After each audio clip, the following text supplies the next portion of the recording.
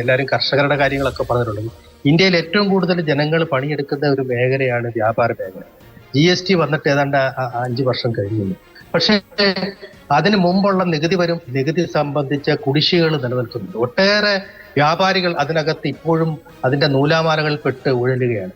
അവർക്കെതിരെ അത് ഒന്ന് വേവ് ചെയ്ത് കൊടുക്കാൻ ഗവൺമെന്റ് ഇതുവരെ ഒരു നടപടിയും സ്വീകരിച്ചിട്ടില്ല.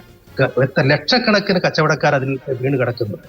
അവരെ ഒന്ന് രക്ഷപ്പെടുത്താനുള്ള ഒരു സമീപനവും ഗവൺമെന്റ് അത് സ്വീകരിച്ചില്ല എന്ന് ഒരു കാര്യം ഞാൻ സൂചിപ്പിക്കാൻ ആഗ്രഹിക്കുന്നു. അതോടൊപ്പം തന്നെ ഞാൻ നേരത്തെ സൂചിപ്പിച്ചതാണ്, ഇത് വിപണിയെ, ഈ ആദായ നികുതി വകുപ്പിന്റെ പുതിയ സ്ലാബ് പരിഷ്കരണം ഇന്ത്യയിലെ വിപണിയെ കരുത്താർജിപ്പിക്കും എന്നുള്ള കാര്യത്തിൽ ഒരു തർക്കവുമില്ല. വളരെ മാന്ദ്യത്തിൽ കിടന്ന ഈ മേഖലയെ കരുത്താർജിപ്പിക്കാൻ അതിന് കഴിയുമെന്നുള്ള പ്രതീക്ഷയാണ് ഞങ്ങൾക്കുള്ളത്. സ്വർണ്ണം ഉൾപ്പെടെയുള്ള മേഖലയിൽ കാര്യം ആൾക്കാർക്ക് ഇൻവെസ്റ്റ് ചെയ്യാനുള്ള ഒരു വലിയ ഓപ്പർച്യൂണിറ്റി കൂടി ഇതിലൂടെ വരികയാണ്. അതുകൊണ്ട് സ്വർണത്തിൽ പണമിറക്കാൻ ആൾക്കാർക്ക് ഉത്തേജനം നൽകുന്ന ഒരു വലിയ ഇളവാണ് ആദായ നികുതിയിലൂടെ എടുത്തിട്ടുള്ളത്. എനിക്കൊരു കാര്യം കൂടെ സൂചിപ്പിക്കാനുള്ളത്, EMI ഏർപ്പെടുത്തണമെന്ന് നമ്മൾ ആവശ്യപ്പെടുന്നു. ഒട്ടേറെ ആൾക്കാർ ഒരുപാട് ഈ ഫോണുകൾ ഓരോ വർഷവും മാറി ഉപയോഗിക്കുന്നുണ്ട്. അത് 1.5 ലക്ഷം രൂപ വരെയുള്ള ഫോണുകൾ EMI ഇട്ടുകൊണ്ട് വാങ്ങിച്ചുകൊണ്ടിരിക്കുകയാണ്. അത് 6 മാസം കഴിയുമ്പോൾ 1 രൂപ പോലും കിട്ടാത്ത അവസ്ഥയിലേക്ക് അത് പോയിക്കൊണ്ടിരിക്കും.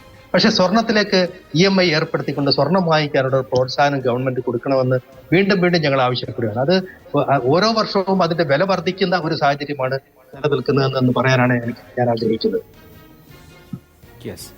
പറയുന്നതിൽ കാര്യമില്ലാതില്ല. ഞാൻ EMI ഇട്ടാണ് ഫോൺ വാങ്ങിച്ചത്. പക്ഷേ 2 കൊല്ലം കഴിയുമ്പോൾ ഈ ഫോണ് നമ്മൾ EMI അടച്ച് തീരുമ്പോഴേക്കും ഫോണിന്റെ ഉപയോഗം കഴിയുമ്പോൾ വേറെ ഫോൺ വാങ്ങേണ്ടി വരും. പക്ഷേ സ്വർണം 2 കൊല്ലം കഴിഞ്ഞാൽ അതിന്റെ മൂല്യം കൂടുകയുള്ളൂ. ഇവർ കഴിഞ്ഞ ദിവസം നമ്മൾ പഴയ കണക്കുകൾ പറഞ്ഞു, 2009 10,500 രൂപയായിരുന്ന സ്വർണത്തിന്റെ വിലയാണ് ഇപ്പോൾ എത്ര? ഇന്ന് 70,000 അടുത്തല്ലേ? 60,000 മുകളിൽ നിൽക്കുകയാണ്. സർവ്വകാല റെക്കോർഡിലേക്ക് സ്വർണ്ണവില ഇങ്ങനെ കുതിക്കുമ്പോൾ ഇത്ര ആവശ്യങ്ങളൊക്കെ വരുന്നുണ്ട്. സ്വാഭാവികം സ്വർണം നമ്മുടെ സമൂഹത്തിൽ ഒരു ഭ്രമം ഉണ്ടാക്കുന്ന വസ്തു കൂടിയാണ്. അതുകൊണ്ട് EMI വന്നാൽ കൂടുതൽ ആളുകളിലേക്ക് വരും.